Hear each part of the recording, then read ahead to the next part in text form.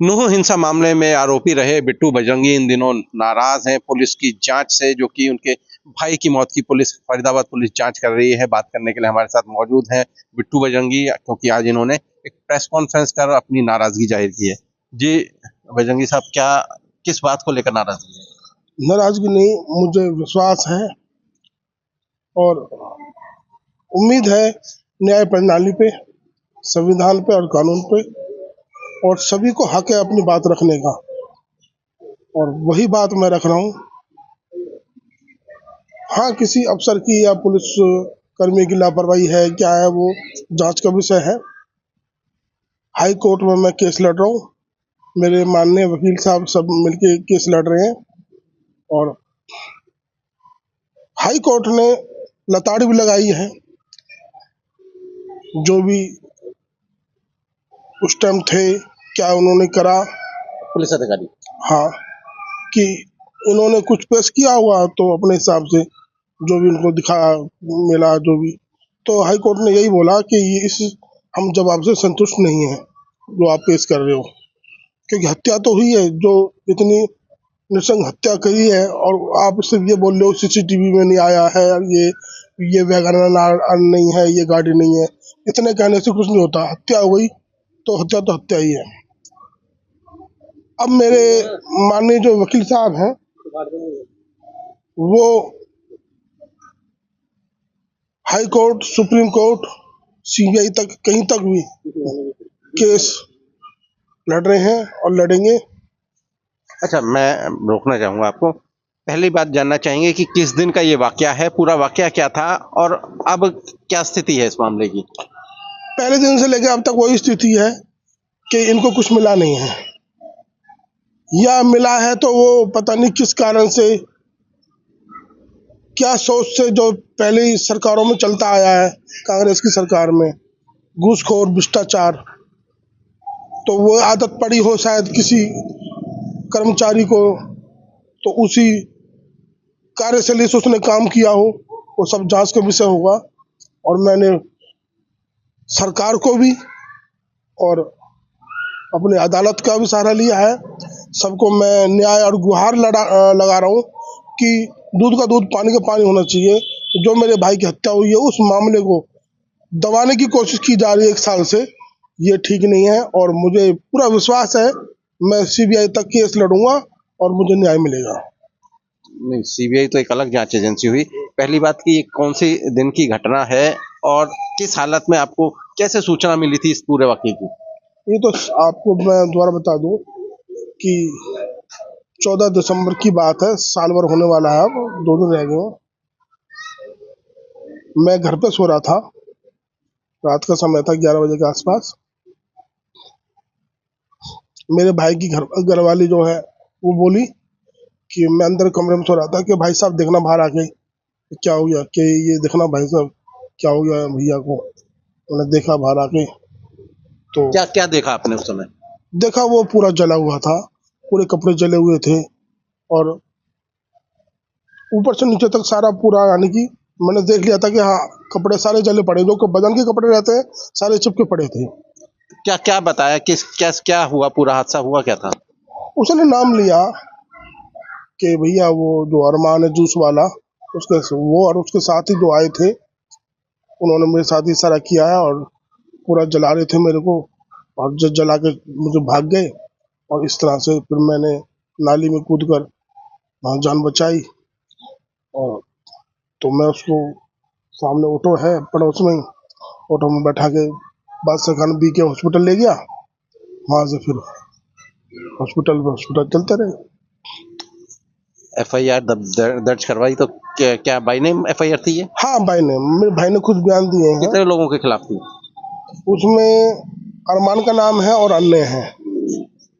तो पुलिस ये कहती है कि इसके बयान चेंज हो रहे हैं, कभी ये 7 बताता है, कभी उसका भाई 10 बताता है। मेरा भाई दर्द से तड़प रहा था, करहा रहा था, और उसके बयान कम से कम 20 बार लिए गए हैं। अगर मेरे भी बयान लिए जाए ऐसे 20 बार, मैं स्वस्थ हूँ और होशोवास में हूँ, तो शायद शब्द आगे पीछे हो जाएंगे, ये नेचुरल है। लेकिन उन चीज़ों को तोड़ मरोड़ के पेश करके उस टाइम किसका किस पे दबाव था, ये सारी चीज़ें मुझे पता है। बहुत इसमें घोटाला किया गया है, भ्रष्टाचार हुआ है इस मेरे भाई को केस को दबाने के लिए। तो मैंने हाई कोर्ट की शरण ली और मैं आगे तक पूरे कानून और संविधान के हिसाब से बढ़ूंगा आगे और लड़ूंगा।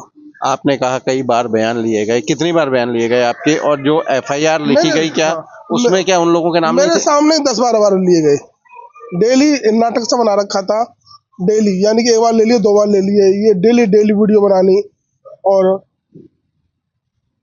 पूरा मेरे भाई को अपसेट कर दिया था।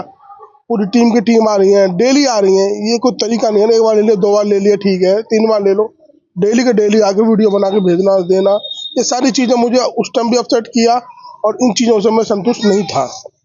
घटना होने के कितने दिन बाद भाई की डेथ हुई?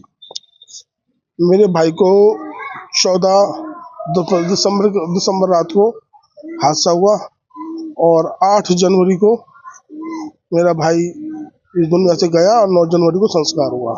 तो इस दौरान आप कह रहे हैं कि कई बार बयान लिए गए? हाँ, हॉस्पिटल में यहाँ फरीदाबाद में कई बार बयान लिए गए, पहले दिन से लेके और लास्ट तक बयानों पे ही रहे वो। लेकिन जिस दिन जिन लोगों के खिलाफ आपके भाई ने बयान दिए उन लोगों के नाम तो एफआईआर में शामिल थे। हाँ, शामिल थे, बस वो वही जाने उन्होंने क्या करा है। अभी हाई कोर्ट में क्या हुआ है? हाई कोर्ट में यही कहा कि हम जो आप ये पेश कर रहे हो, जो एसआईटी टीम उन्होंने गठित की है, क्या एसआईटी क्या होती है मुझे तो पता नहीं, मैं तो सब कुछ समझ गया क्या एसआईटी है। तो वो सारी चीज़ें हाई कोर्ट ने बोल दिया, मान्य है हाई कोर्ट ने, कि ये सब चीज़ पर्याप्त नहीं है, इससे हम संतुष्ट नहीं है। अब अगली डेट में क्या कहा गया, अगली डेट कब की लगाई गई है? 25 तारीख को माननीय हमारे कमिश्नर साहब जाएंगे, उनको बुलाया है, बाकायदा लिखित में मुझ पर लेटर है, ये सारी चीज़ें नोटिस वगैरह, तो जाएंगे वो भी अपना बयान करेंगे, उसके बाद फिर आगे की तैयारी करेंगे। आगे की तैयारी से क्या मतलब है? हाँ, अब ये हमारे माननीय कमिश्नर साहब हैं, ये भी जो इन्होंने बताया यहाँ के लोकल हमारे कर्मचारियों जिसने भी जो रिपोर्ट दी है, तो उस टाइम तो वो हमारे कमिश्नर साहब नहीं थे ना, अभी दूसरे आए हैं, पहले थे, उन्होंने क्या करा, अभी ये क्या करेंगे। लेकिन मैं संतुष्ट नहीं हूँ ना, तो मैं तो आगे लड़ूंगा, ये अपना करेंगे, मैं संतुष्ट नहीं हूँ, जब तक संतुष्ट नहीं हूँ मैं लड़ूंगा आगे तक, चाहे मेरा मकान बिक जाए, घर बिक जाए, मैं अपने भाई के लिए और अपने लिए लड़ता रहूँगा। जब मैं और बहन बेटियों के लिए, समाज के लिए लड़ता हूँ, तो मैं अपने न्याय के लिए लड़ाई नहीं लड़ूंगा, मरते दम तक लड़ूंगा। और जान का भी खतरा अब ज़्यादा बढ़ गया है, क्योंकि जिहादी मानसिकता के लोग मुझे टारगेट पर रखेंगे, क्योंकि मैं केस लड़ रहा हूँ। तो ये सारी चीज़ें हैं, लेकिन मैं लड़ूंगा, जब तक जीऊँगा न्याय के लिए लड़ता रहूँगा, ये मैं छोड़ूंगा नहीं इस केस को बिल्कुल भी। पुलिस ने से आपको सिक्योरिटी दी हुई है? हाँ, वो कोई दिक्कत नहीं, वो तो हम सरकार है, प्रशासन है, ये तो वो अपना हिसाब से जो है दी है तो दी है, तो जो उनको लगता है जैसे भी है। नहीं, जब क्योंकि जांच आपके तो मामला एक क्योंकि लाइमलाइट में रहा, परत दर परत पुलिस ने जांच की, हर चीज का एक एविडेंस भी है, तो फिर आप उस बात से क्यों नहीं इत्तेफाक रखते? तो पता पड़ेगी जब तुम हाई कोर्ट गया हूँ, जब तो हाई कोर्ट वालों ने लताड़ लगाई है, या मैं कोई किसी एक बंदे ने बोल दिया वही सच है क्या? जब आदमी न्याय प्रणाली में क्या है, आदमी एक जगह से संतुष्ट नहीं होता, दूसरी जगह जाता है, एक अफसर से काम नहीं होता तो दूसरे अफसर पर जाता है, उससे भी बड़े अफसर है, उससे भी बड़े अफसर है, तो ऐसे चल रहा हूँ मैं भी। ये तो नहीं है एक ही आदमी है, सच्चो है, कमिश्नर है, जज हाई कोर्ट है, सुप्रीम कोर्ट, एक आदमी तो नहीं हो सकता ना। न्याय प्रणाली है, कहीं से संतुष्ट नहीं होता तो कहीं जाता है, तो ऐसे मैं भी जा रहा हूँ, संतुष्ट नहीं हो तो मैं। तो मतलब आप पूरी फरीदाबाद पुलिस को एक तरह से कह रहे हैं कि आप पूरी फरीदाबाद पुलिस की कार्यप्रणाली से संतुष्ट नहीं है? हमारी पुलिस सही है, लेकिन वही बात है, मैं बता रहा हूँ, कुछ होते हैं जो बिरादरी में भी लगा लो, प्रशासन में भी लगा लो, और हर जात में लगा लो, जो एक के चक्कर में सबका नाम होता है। हमारी फरीदाबाद पुलिस सुपर पुलिस है और बढ़िया काम करती है, लेकिन किसी ने कुछ क्या किया है वही समझ के कि भ्रष्टाचार घोटाला जैसे कांग्रेस में चलता आया है, तो वो हमारी सरकार हो, सनातनी सरकार है हमारी भाजपा की, तो अब बर्दाश्त नहीं होगा। दूध का दूध, पानी का पानी जरूर होगा, निकलेगा। कहाँ तक जाएंगे? लड़ूंगा, सुप्रीम कोर्ट, हाई कोर्ट, जो भी जितना भी कोर्ट है, सब तक न्याय प्रणाली की जो प्रक्रिया है, संविधान और कानून को विश्वास में रखते हुए और कानून को ध्यान में रखते हुए सारे काम करूंगा। कोई ऐसा काम नहीं करूंगा जो गैर कानून है। धन्यवाद।